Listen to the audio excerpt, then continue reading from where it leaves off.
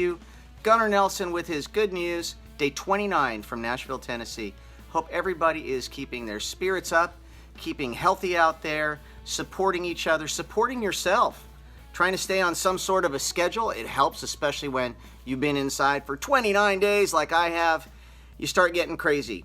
You know, when you can't go outside, you try to bring the outside inside. That's why, in spirit of that, I'm wearing my trusty Aloha shirt today and trying to feel a little tropical. But I want to send some love out to you and some really great news. This is actually some of the best news I've heard since this whole darn thing began. There was a study that just came in, the University of California and USC got together, and they actually studied for antibodies in a county in California, the Bay Area, Santa Clarita County.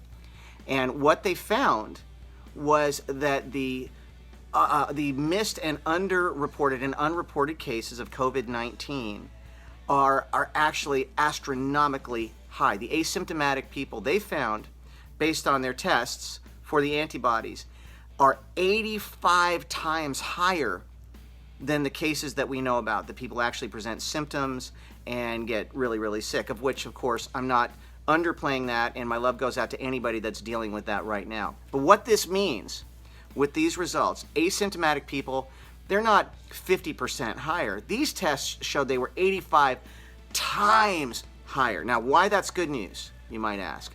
Well, it's great news because if they're basing the fatality, the mortality rate of this particular disease, COVID-19, on what we're seeing at the hospitals, and as I mentioned to you before, it's actually coming out now that those numbers are inflated. Fortunately, they are inflated numbers as far as the fatalities. Basically what they've been told to do, and it's a matter of funding, and it sucks. But if anybody dies and they've been in contact with anybody that's had COVID-19, they just mark it down as a COVID-19 related death. Not fair to do, but they get more funding based on that.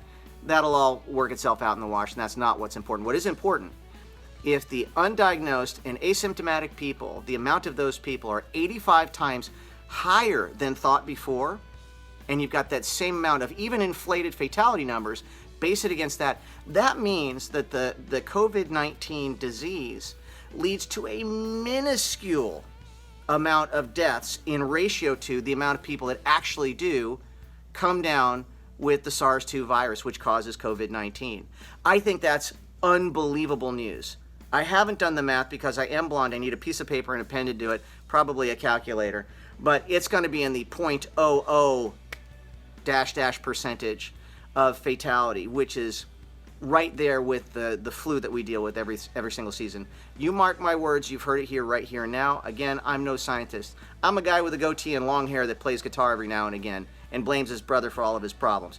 But it doesn't take a genius to know that if the numbers of undiagnosed and asymptomatic people that have COVID-19, technically, is 85 times higher than what they thought before, oh my goodness, let's get back to work and start doing concerts.